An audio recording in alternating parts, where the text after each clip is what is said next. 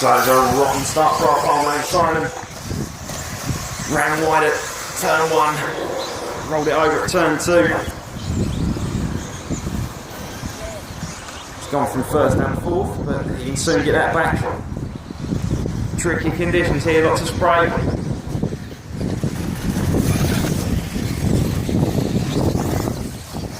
Tony's. So we've got Tony out second, Team CTM forward. Then Jody. Oh, another mistake from Simon. Coming up the mountain.